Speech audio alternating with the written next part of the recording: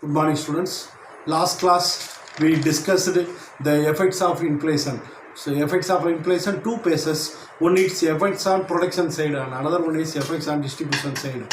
Today we are going to discussing what are the measures we are using to control the inflation. We are using three methods. One is monetary measures, another one is fiscal measures, and another one is other methods. Students, next we will move to discuss detailing about the control of inflation. Now we are going to discussing the measures to control inflation. One is monetary measures.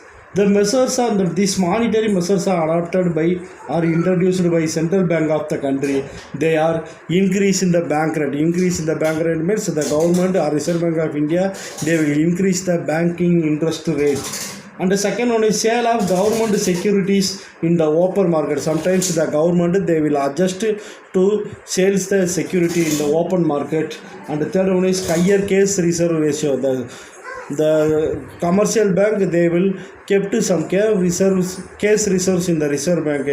During the inflation, the government may increase these case reserves to avoid more circulation of money in the country. And the next one is statutory liquidity rate. It is also one of the measures to control inflation. The commercial bank to purchase liquidity asset in more numbers. And the fourth one is consumer credit and consumer credit. Government or Reserve Bank of India to introduce the new methods for lending the fund, the strict measure for lending the fund to avoid the supply of money. And the fifth one is the higher margin requirements. Higher margin requirements, sometimes the entrepreneur or government they will increase the margin rate of the margin rate for goods and services. That means increase the profit. And the next one is higher repo rate and reserve repo rate. The highest repo rate means the commercial bank they are maintaining or they are kept some reserves in the reserve bank. And the reverse repo rate means sometimes the government Reserve Bank of India to give some case in the case deposit to in the commercial bank. And the next one is fiscal measures. Fiscal measures is now recognized as an important instrument to tackle the inflationary situation. The major anti-inflationary fiscal measures are following. The first one is reduction the government expenditure for welfare of the people, and the public borrowing. Government to reduce the public borrowing from other sources and enhancing the taxation to increase the tax rate. And next we will move to the other measures. The other measures are divided by into two way. One is short-run measures, another one is long-run measures. So the short-run measures can be regard to the public distribution of scarce essential commodity through fair shops. For example, ration shop. In India, whenever shortage of basic goods like a food, cloth and shelter can be felt, the government gets restored and they will distribute the essential goods and services through the ration shop with minimum price to avoid the circulation of money. And long-term measures will require accelerating the economic growth, especially the wage goods, which have directly bearing the general price and the cost of living. So wage goods, for example, food, cloth, shelter, essential goods. So these are the goods are directly bearing the general price level and it will affect the cost of living.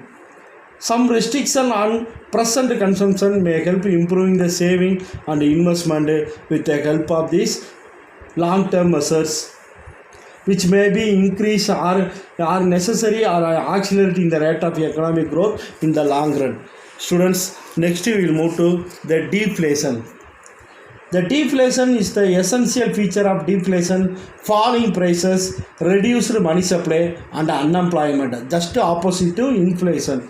Though the falling prices are desirable at the time of inflation, Such a fall should not be lead to the fall in the level of production and employment. It will not, the price falling is will not affect any fall down of goods and services for the production.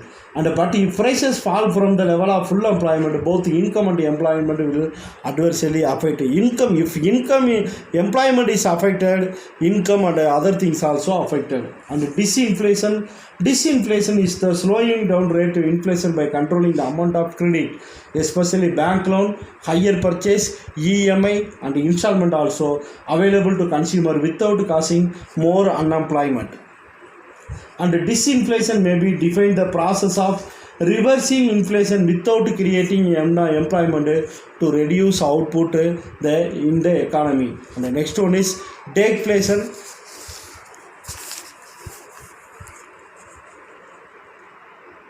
Stagflation is a combination of stagnant economic growth and high unemployment and high inflation. So the next we will move to very important topic, that is trade cycle.